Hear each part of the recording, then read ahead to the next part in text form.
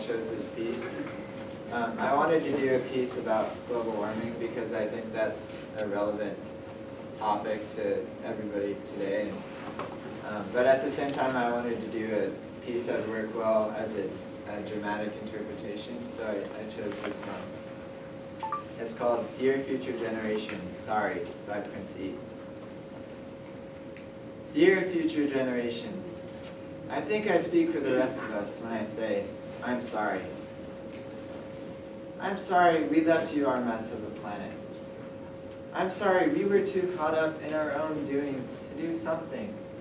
And I'm sorry we listened to people who made excuses to do nothing. I hope you'll forgive us.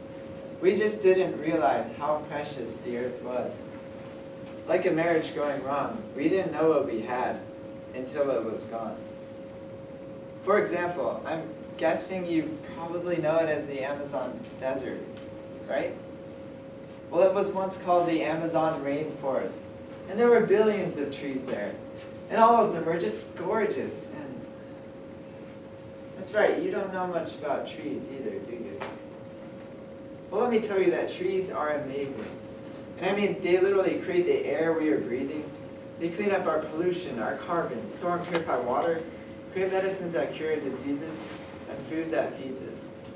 Which is why I am so sorry to tell you that we cut them all down.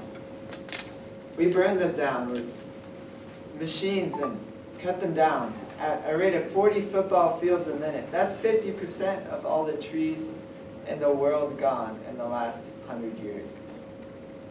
Why? For this.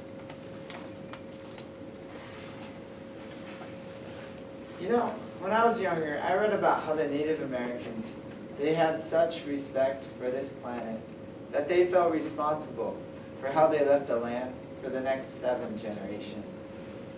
This brings me great sorrow because most of us today, we don't even care about tomorrow.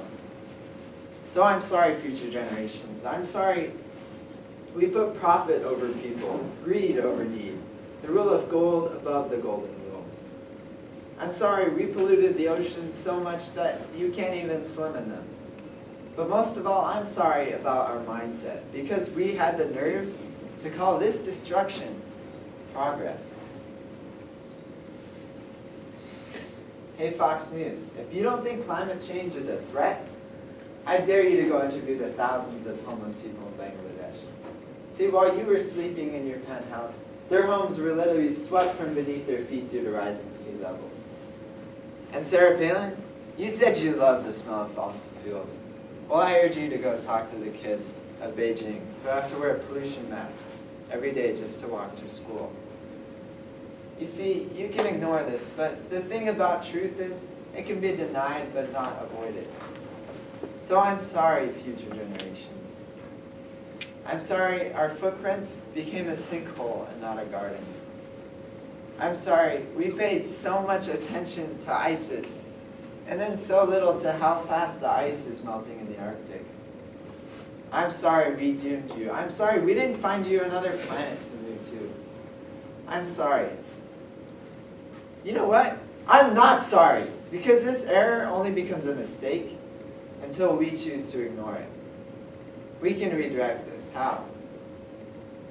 Well, let me suggest this. Like a farmer that sees a tree that is unhealthy, he doesn't look to the branches of the tree to diagnose it. He looks to the root. And like that farmer, we must look to the root, not to the branches of our government, not to the politicians run by corporations. We are the root. We are the foundation. This generation, it is up to us to take care of this planet. Because whatever you're fighting for, whether it be racism, poverty, feminism, gay rights, or any type of equality, it won't matter in the least. Because if we don't all work together to save this environment, it will all be equally extinct. Thank you.